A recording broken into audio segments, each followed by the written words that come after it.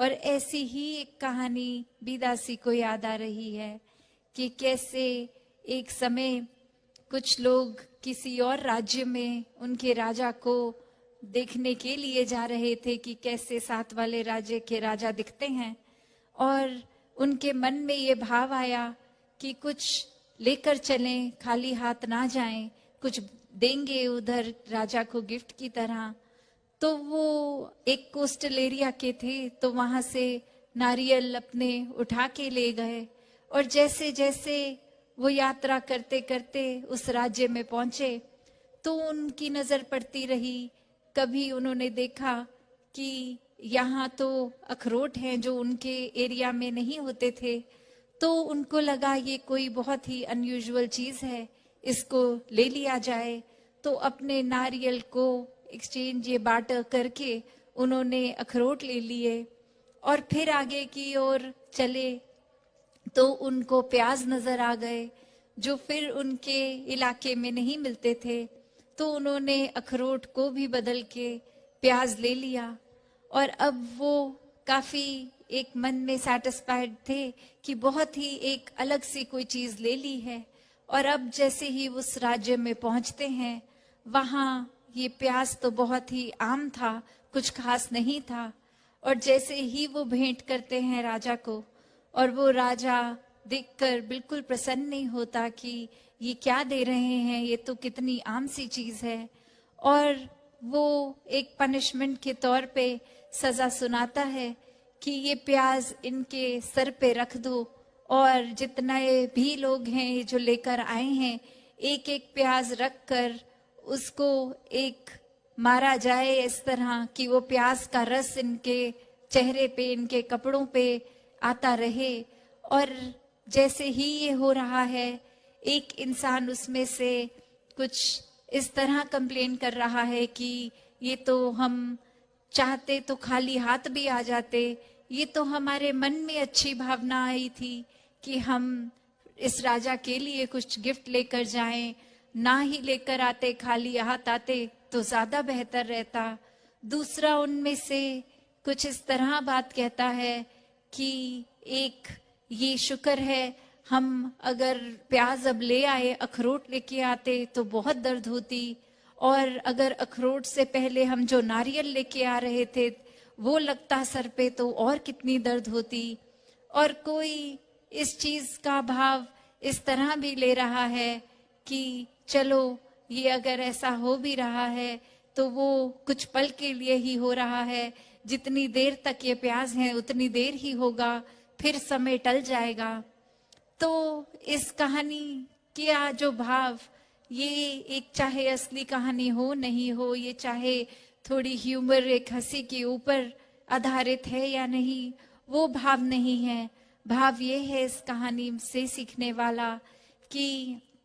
एक हमारे अपने मन मुताबिक चीज होती है, पर परिस्थिति कुछ और ही हो जाती है। चाहे हमारी नियत, हमारी इंटेंशन अच्छाई की भी हो, फिर सवाल आने लगते हैं कि हमने तो अच्छाई करनी चाहिए, पर वो बुराई ही हाथ असर आई, एक ठीक नहीं हुआ हमारे साथ। या फिर एक अपनी ही एक चुनाव को, एक डिसीजन मेकिंग पे क्वेश्चन आता है कि ऐसा हमने किया ही क्यों। या फिर एक उसमें भी शुक्राना भाव आ रहा है कि चलो ये सीमित समय तक ही है, ये समय भी निकल जाएगा। तो बात वही है कि हमने किस तरह जीवन के नजरिए को देखना है, क्योंकि जो भी ये परिस्थिति होती है वो एक हमारे कंट्रोल में नहीं है। अगर तो भी हमने वो हमारे मन मुताबिक नहीं है, तो कैसे हमने फिर भी उस परिस्थिति में भी मन की अवस्था को एक आनंद की अवस्था में, एक सुकून की अवस्था में रखना है। तो वो बात सिर्फ उसी पे आधारित है कि अगर वाकई ही हमारा मन स्थिर है, वाकई ही हमारा मन इस परमात्मा के साथ जुड़ा है,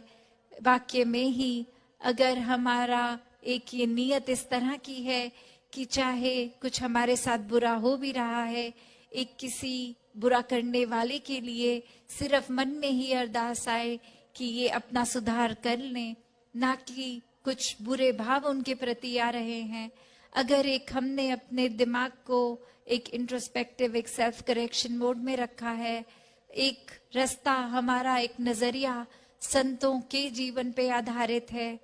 ये गुणों पर, मानवीय गुणों पर आधारित है। तो वाकई ही चाहे वो एक सुख की घड़ी हो या दुख की घड़ी हो, ये आनंद, ये सुकून जीवन में एक हमेशा कायम रहता है, क्योंकि वो हर घड़ी में परमात्मा का एहसास रहता है।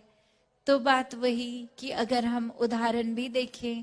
कि कोई पेड़ है अगर,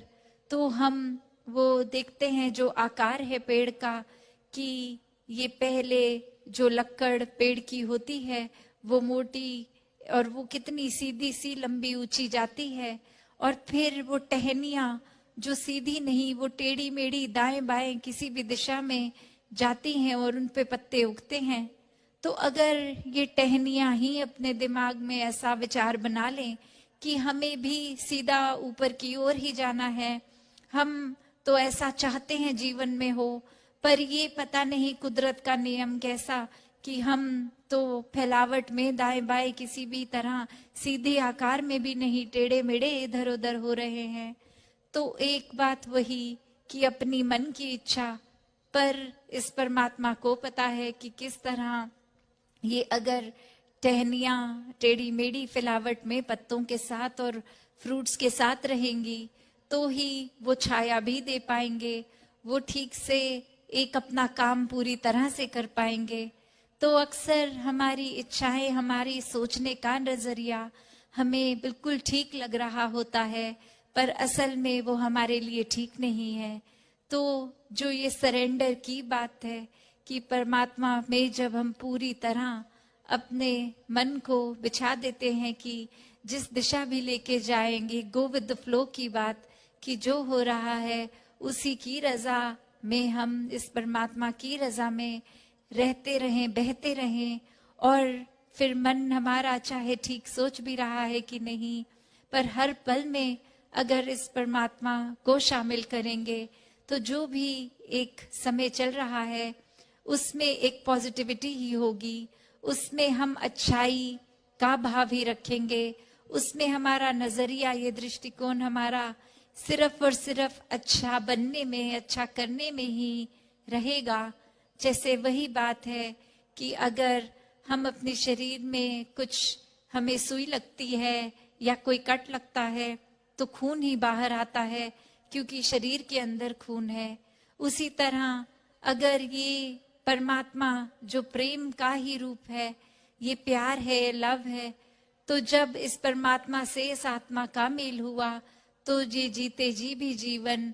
प्रेम ही बन गया, हम स्वयं ही प्रेम बन गए, और फिर जब प्रेम बन ही गए तो फिर ये प्रेम ही बांटेंगे।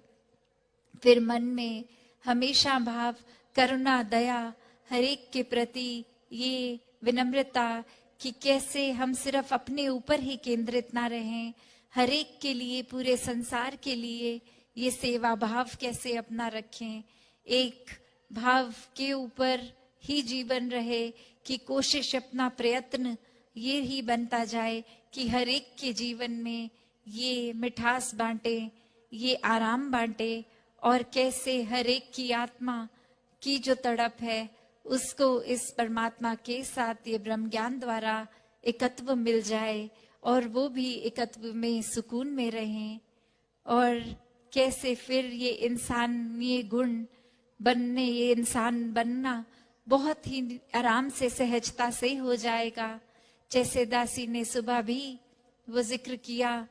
कि कैसे आज रिपब्लिक डे इंडिया का जो मनाया जा रहा है वो कॉन्स्टिट्यूशन की अडेप्टेशन से, तो वैसे ही अगर हम सब इंसान ऐसा सोच लें कि हमें ह्यूमन वैल्यूज का अपने जीवन में एक कॉन्स्टिट्यूशन का को अडेप्ट करना है, हर एक का जीवन उन्हीं गुणों पे रहेगा, कैसे फिर एक जीवन में हमारे सिर्फ एक नजरिया अच्छाई ग्रहण करने का, अच्छाई देखने का बना रहेगा, एक खुद के सुधार के ऊपर ही फोकस रहेगा, एक दूसरों पे टिप्पणी नहीं करेंगे, एक अपने ऊपर ही केंद्रित कि अगर किसी की बुराई दिख भी रही है तो पहले अपने अंदर झांकेंगे कि क्या उसकी बुराई उछालनी जरूरी है या अपने अंदर जो अनगिनत बुराइयां हैं उनका सुधार करना ज्यादा जरूरी है। तो कैसे जीवन में हर कोई एक वाक्य ही असली मनुष्य बनकर जी सके, एक मुबारक जीवन जी सके, पूरी मानवता के कल्याण के लिए प्यार बन के हर एक को एक जानकार हो, चाहे चाहे अजनबी हो या ऐसे संसार के अन्य लोग जिनसे कभी मुलाकात भी नहीं होगी, फिर भी मन में हर एक के लिए ये प्यार का भाव आ सकता है। हर एक के चाहे बैकग्राउंड्स डिफरेंट है, खाना पीना रंग कैसा भी है, पर ये प्यार की वजह से एक्सेप्टेंस है कि शायद एक नेचर, एक व्यवहार हर एक का अलग है, फिर भी सब इस परमात्मा की ही अंश है। तो हर एक में एक अपना ही अक्स नजर आता है, अपनी ही रिफ्लेक्शन लगती है और हर एक से फिर प्यार करना बहुत ही आसान हो जाता है।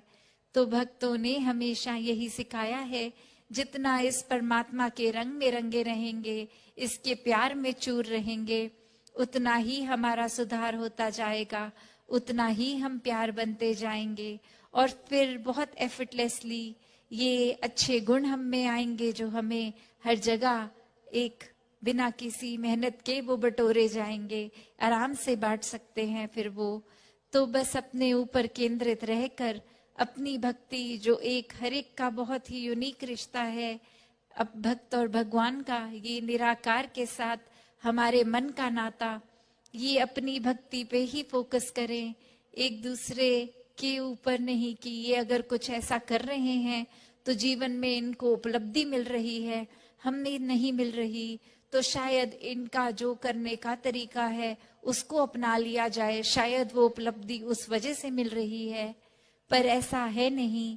तो हमें अपनी भक्ति वो खुद को, अपना रिश्ता इस निराकार से इसलिए नहीं बनाना कि कुछ उपलब्धि मिल जाएगी, कुछ धन मिल जाएगा अगर भक्ति करेंगे, शरीर की पीड़ा खत्म हो जाएगी। ये भक्ति इसलिए की जाए क्योंकि परमात्मा प्रेम है और हमें परमात्मा से प्यार है। सिर्फ प्यार की वजह से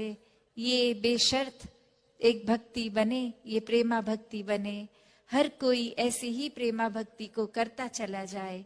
सात संगत जी, धन निरंकार जी।